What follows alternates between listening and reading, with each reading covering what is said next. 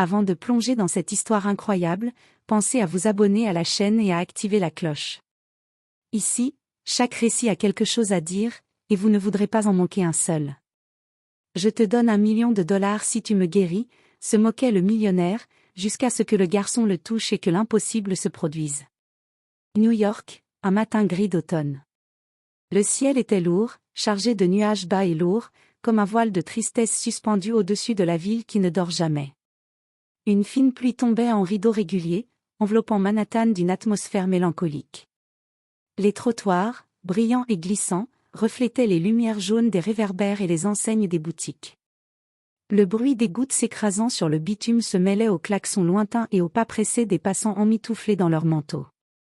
Les feuilles mortes, délaissées par les arbres déjà nus, tourbillonnaient sous la force d'un vent froid et humide.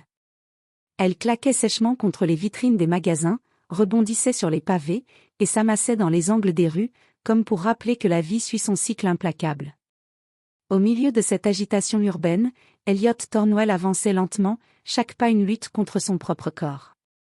Appuyé sur une canne au pommeau sculpté en bois d'ébène, il avançait avec difficulté, son pas hésitant trahissant la douleur sourde qui le rongeait depuis des années. Son visage, autrefois marqué par la confiance inébranlable d'un homme maître de son destin, portait maintenant les stigmates de la fatigue, de la maladie et du temps qui passe. Ses yeux, jadis pétillants d'ambition, étaient aujourd'hui voilés d'une lassitude profonde. Les traits de son visage étaient creusés par les nuits sans sommeil, par les heures passées à chercher un remède dans les bras des médecins et des médicaments coûteux. Sa mâchoire, habituellement serrée et déterminée, se détendait parfois, trahissant les souffrances qu'il taisait. Elliot était un titan de la finance, un homme qui avait bâti un empire du néant, par la force de son esprit et de sa volonté. Thornwell Capital, son entreprise, dominait le marché depuis 2 décennies, un fleuron de la réussite américaine. Mais cette réussite ne l'avait pas protégé. Non, la maladie avait creusé un gouffre entre lui et le monde qu'il avait conquis. L'arthrite rhumatoïde avancée s'était installée sournoisement, attaquant ses articulations, déformant ses mains, paralysant ses mouvements. Chaque matin, Elliot se réveillait en proie à une douleur cuisante, un feu qui brûlait sous sa peau. Les traitements modernes, les thérapies innovantes, rien n'arrivait à freiner la progression. Il était devenu peu à peu prisonnier de son propre corps, un géant réduit à un simple spectateur de sa vie. Ce jour-là, en fin d'après-midi, Elliot Thornwell sortit seul du rivage, un restaurant étoilé perché sur la 56e rue, connu pour ses menus à $1000 l'assiette et ses clients au col blanc. Le ciel pleurait toujours, et les pavés semblaient vibrer sous la pluie continue. Il s'arrêta un instant sous l'auvent de l'établissement, ajusta le col de son long manteau noir, et leva les yeux vers les nuages. Ses articulations lui faisaient l'effet de rouages rouillés, grinçant à chaque mouvement. Le repas, pourtant somptueux, n'avait rien comblé, ni sa faim intérieure, ni son mal physique, ni ce vide qui semblait s'être installé au creux de sa poitrine depuis des années. Alors qu'il descendait lentement les 3 marches de marbre, un mouvement discret, presque imperceptible, attira son regard sur la droite. Sous le porche d'un vieil immeuble de briques, à peine éclairé par une enseigne cassée, un petit groupe de passants s'était brièvement arrêté. Puis, comme souvent à New York, l'indifférence l'avait emporté, et chacun avait repris sa route. Seule une silhouette était restée immobile, un enfant. Le garçon était assis en tailleur sur un morceau de carton détrempé. Sa peau sombre contrastait avec la pâleur de la pierre, et son visage, bien que juvénile, semblait sculpté dans une sagesse ancienne. Il portait un pull trop grand, élimé au coude, et des baskets si usées qu'on en distinguait presque ses orteils. Mais ce qui frappa Elliot, c'étaient ses yeux, d'un calme profond, insondable, presque désarmant. Ils ne cherchaient pas la pitié. Ils attendaient, comme s'ils savaient déjà ce qui allait se passer. Dans ses mains, le garçon tenait une pancarte faite d'un vieux morceau de boîte à chaussures. Les lettres, écrites au feutre noir, tremblaient un peu, comme tracées par une main inexpérimentée ou affamée. « Nourrissez-moi et je vous guérirai. » Elliot resta figé un instant. Une bouffée de sarcasme monta en lui. Cette ville était pleine de mendiants aux slogans provoquants, de prêcheurs de fin du monde, de charlatans cherchant quelques billets. Il s'approcha lentement, posa son attaché-caisse au sol, puis redressa lentement sa silhouette en s'appuyant sur sa canne. Son regard était dur, fermé, presque froid. L'homme en lui, celui qui avait dominé les marchés, prenait le dessus. « Tu es sérieux, petit ?» lança-t-il, la voix pleine de cette ironie mordante propre aux puissants. « Tu vas guérir un millionnaire comme moi ?» Le garçon ne répondit pas immédiatement. Il le fixa en silence, sans peur, sans soumission. Il ne baissa pas les yeux. C'était comme s'il lisait en Eliot, comme s'il voyait au-delà du costume, au-delà de l'argent, au-delà de la douleur physique. Une forme de patience millénaire émanait de lui, déconcertante. Puis, dans un geste doux, presque irréel, il leva la main et vint poser sa paume droite sur l'épaule d'Eliot. Un frisson parcourut le corps du vieil homme. Pas de douleur. Pas de choc. Juste, de la chaleur. Une chaleur calme. Pure. Vivante. « Je n'ai besoin que d'une chose, » murmura le garçon, d'une voix posée, mais étonnamment ferme. « Que vous me donniez à manger. » Eliot le fixa, d'abord interdit. Puis, sans s'en rendre compte, il éclata de rire. Pas un rire joyeux. Un rire amer, usé, presque tragique. Ce garçon ne savait rien de lui. Rien des dizaines de médecins consultés, des traitements expérimentaux essayés, des voyages en Suisse, à Tokyo, à Tel Aviv, à la recherche d'un espoir. Et maintenant, un enfant sans abri venait lui proposer la guérison, en échange d'un repas ? Nourrir un mendiant comme toi pour guérir ma maladie ? Répéta-t-il en secouant la tête. Voilà la blague du siècle. Tu sais quoi ? Si tu réussis, je te donne $1 million. 1 million. Voilà ma proposition. Avec un sourire moqueur, Eliot déplia son portefeuille de cuir noir, épais et rigide comme un symbole de son pouvoir. Il le tenait comme une arme, habitué à ce que l'argent résolve tout, ou à défaut, fasse taire les illusions. Il en tira un billet de $100 propre, net, sans pli, et le tendit d'un geste théâtral, avant de le laisser tomber doucement devant le garçon, comme on jette un os à un chien. « Voilà ta première nourriture, » déclara-t-il avec un rictus. « Maintenant, guéris-moi, petit prophète. » Le garçon ne répondit pas.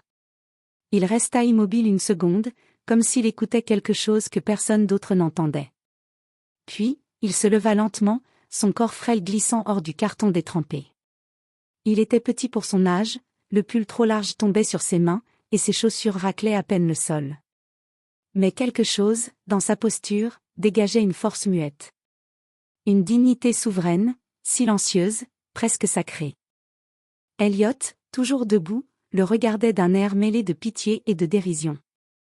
Mais ce regard changea au moment où l'enfant posa sa main sur sa jambe. La paume du garçon était chaude. Pas une chaleur corporelle banale, une chaleur vivante, comme une braise douce, comme un courant invisible circulant dans les veines. D'abord, Eliot ne sentit rien d'autre qu'un léger picotement. Mais lorsque la main passa lentement de son genou douloureux à son dos voûté, puis à sa poitrine serrée, quelque chose se produisit. Une onde. Une onde pure, brûlante et lente, comme une lumière qui se frayait un chemin dans l'obscurité de son être. C'était comme si son sang retrouvait sa fluidité, ses os leur souplesse, ses articulations leur jeunesse. Il chancela. Un vertige. Son souffle se coupa. Puis, le silence. Un silence intérieur. Un silence que seul connaît celui qui ne souffre plus. Il tomba à genoux. Non pas de faiblesse. Mais de stupeur. De vérité. Ses genoux frappèrent le trottoir mouillé, mais il ne sentit rien. Il se pencha en avant, les mains tremblantes, cherchant la douleur. Elle avait disparu. Elle n'était plus là. Les picotements dans ses doigts, effacés. Les coups de poignard dans ses hanches, dissous. Le feu dans ses lombaires, éteint. Il se releva lentement, comme dans un rêve. Il bougea les jambes, puis les bras. Il leva les 2 bras au ciel, sans grimacer. Une liberté oubliée, presque inhumaine. Il fit un pas. Puis un autre. Sans boiter. Ses jambes le portaient. Son propre corps lui obéissait à nouveau. Il leva les yeux vers le garçon, des larmes coulant silencieusement sur ses joues. Des larmes vraies. Des larmes de délivrance. Comment ? Souffla-t-il. Un mot. Un souffle. Une prière. Le garçon, toujours debout devant lui, inclina doucement la tête. Son visage brillait d'une lumière intérieure, comme s'il était fait d'une matière différente, presque intemporelle.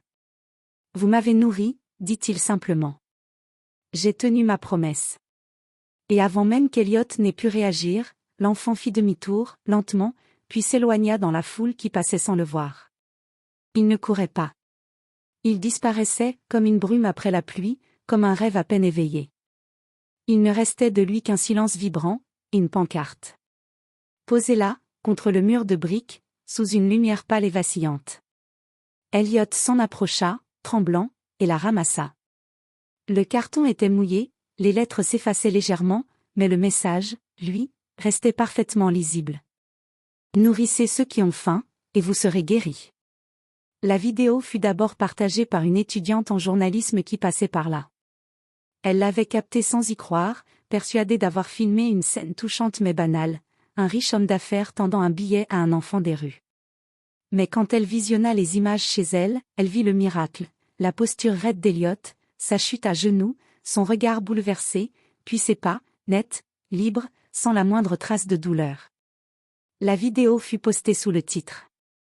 Ce garçon a guéri un millionnaire en échange d'un simple billet. Vous n'allez pas croire ce qui s'est passé ensuite. En moins de 24 heures, elle comptait plus de 38 millions de vues. Les réseaux sociaux s'enflammèrent. Les théories se multiplièrent. Était-ce un coup de pub? Un canular bien orchestré? Ou bien, un vrai miracle? Les chaînes de télévision du monde entier diffusèrent la séquence. On y voyait Elliot, homme puissant, connu pour son arrogance dans les milieux financiers, tomber à genoux devant un enfant inconnu, les larmes aux yeux, incapable d'expliquer ce qu'il venait de vivre. Les journalistes se ruèrent à sa porte. Les paparazzi campaient devant son appartement de la 7e avenue. Les talk-shows américains le suppliaient d'accorder une interview. Elliot refusait tout. Il avait changé. Pas seulement dans son corps, mais dans son regard sur le monde. Le matin suivant, Elliot s'était réveillé dans un silence inhabituel. Pas celui de la solitude, mais celui d'un cœur apaisé. La douleur n'était plus là.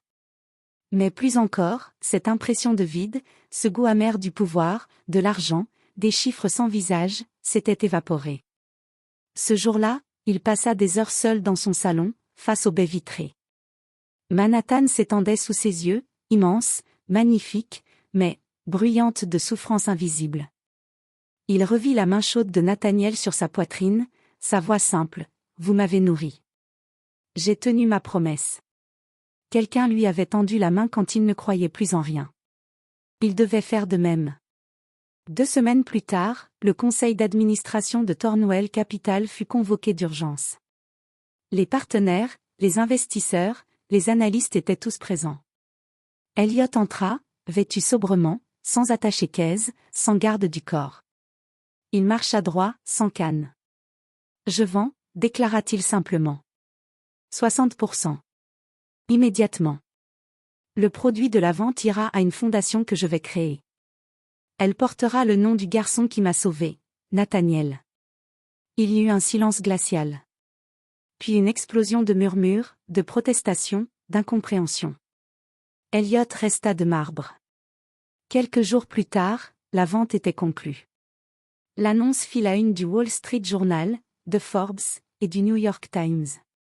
Certains crièrent à la folie. D'autres parlèrent de rédemption. Mais Elliot, lui, n'écoutait plus. Avec plus de 350 millions de dollars issus de la vente, il fonda la Bread et Light Foundation, littéralement, pain et lumière. Les premiers locaux furent installés dans Harlem, puis dans le Bronx, à Brooklyn, à Queens. Chaque centre proposait 3 choses simples. Un repas chaud. Un lit pour la nuit. Et une oreille bienveillante. Les centres portaient tous une plaque discrète à l'entrée. Ici, chacun est nourri. Et chaque âme peut guérir. Elliot participa lui-même à la première distribution. En tablier blanc, il servait de la soupe aux côtés d'anciens sans-abri, devenus employés du centre.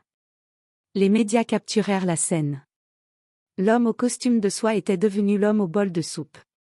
Pendant des semaines, personne ne retrouva la trace du garçon. Elliot engagea des enquêteurs, fouilla les quartiers pauvres, parla avec des bénévoles de rue, interrogea les sans-abri. Puis, un jour, un homme lui donna une piste. Je l'ai déjà vu. Il s'appelle Nathaniel. Il dort parfois près du vieux théâtre abandonné sur la 43e rue. Mais il ne reste jamais longtemps au même endroit. C'est un enfant étrange. Il aide parfois les gens. Puis il disparaît. Elliot retourna au théâtre. Il trouva des traces, un vieux pull, une couverture, une boîte vide. Mais pas Nathaniel. Ce n'est que plusieurs semaines plus tard qu'il le revit, au hasard d'une nuit froide, à la sortie d'un centre de sa propre fondation. Le garçon était là, à quelques mètres, regardant les gens manger. Il ne parlait pas. Il observait. Elliot s'approcha doucement. Nathaniel le reconnut. Il sourit. « Tu es revenu » murmura Elliot. Le garçon haussa les épaules. « Je n'étais jamais loin. »« Pourquoi moi » demanda Elliot. « Parce que tu ne croyais plus à rien. Et pourtant, tu m'as nourri. » Il tendit la main, serra celle d'Elliot, puis s'éclipsa de nouveau dans la nuit. Aujourd'hui, la Bread and Light Foundation est un réseau d'aide incontournable dans plusieurs villes américaines. Chaque centre est décoré d'une fresque, un enfant tenant une pancarte, dans des tons dorés et profonds. À ses pieds, des graines germent. Les bénévoles l'appellent « le garçon de la promesse ». Et Elliot Thornwell, dans les discours qu'il donne désormais devant les universités, les fondations, les institutions caritatives, répète toujours la même phrase.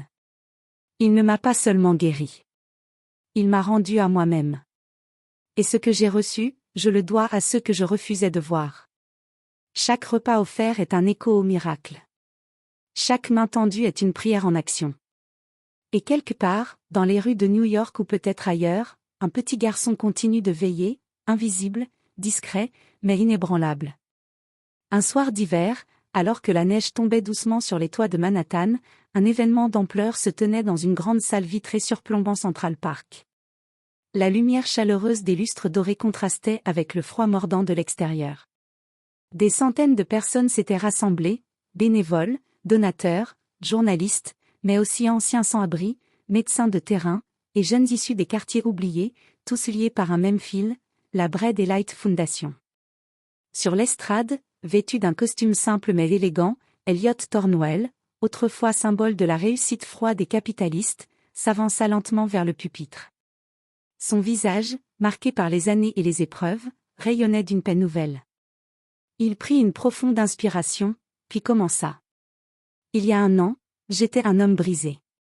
Riche, respecté, mais vide. La douleur physique me consumait, mais pire encore, je souffrais d'un mal que l'argent ne pouvait apaiser, l'indifférence. Puis, un garçon, assis sur un trottoir avec une simple pancarte, a changé ma vie. Il n'avait rien. Rien sauf la foi. Il m'a regardé, et m'a dit, « Nourris-moi, et je te guérirai. » Un murmure d'émotion parcourut la salle. Des visages s'inclinèrent, certains essuyant discrètement une larme. Ce garçon, Nathaniel, m'a montré que la véritable richesse n'est pas dans ce que l'on possède, mais dans ce que l'on donne. Il m'a appris que ce n'est pas l'argent qui guérit, mais le cœur. Que nourrir les affamés, c'est réparer le monde. C'est retrouver notre humanité. Il marqua une pause. Puis, d'un ton vibrant, il conclut. Aujourd'hui, je vous le dis, à vous tous ici présents, continuez à tendre la main. Continuez à nourrir, à abriter, à soigner. Car chaque acte de bonté est une guérison en soi. Ensemble, nous sommes la lumière. Ensemble, nous sommes la guérison. À ce moment précis, alors que la salle résonnait de silence chargé d'émotions, les portes du fond s'ouvrirent lentement. Un courant d'air froid entra. Et avec lui, un garçon. Petit, vêtu d'un manteau usé, les joues rougies par le vent, les yeux brillants de douceur et de sagesse ancienne. Nathaniel. Il marcha d'un pas discret jusqu'à l'estrade. La salle entière se leva, dans un silence respectueux, puis un tonnerre d'applaudissements éclata. Des larmes coulaient librement sur de nombreux visages. Elliot descendit les marches, les yeux fixés sur lui, bouleversé. Il s'agenouilla légèrement, les bras ouverts. Nathaniel s'approcha, et ils s'étreignirent. Puis, Elliot posa une main sur son épaule, le regardant droit dans les yeux. « Merci, Nathaniel. Tu m'as sauvé la vie, et celle de tant d'autres. » Nathaniel, sans un mot, sourit simplement. Il n'avait pas besoin de parler. Il avait déjà tout dit, en tendant la main un jour d'hiver, pour un simple morceau de pain. Et dans cette salle, illuminée non seulement par les lustres mais par la foi retrouvée en l'humanité, chacun savait que ce moment resterait gravé à jamais. Car parfois, un miracle ne vient pas du ciel. Il vient d'un enfant. Assis sur un trottoir. Portant une promesse sur une pancarte. Nourrissez ceux qui ont faim, et vous serez guéris.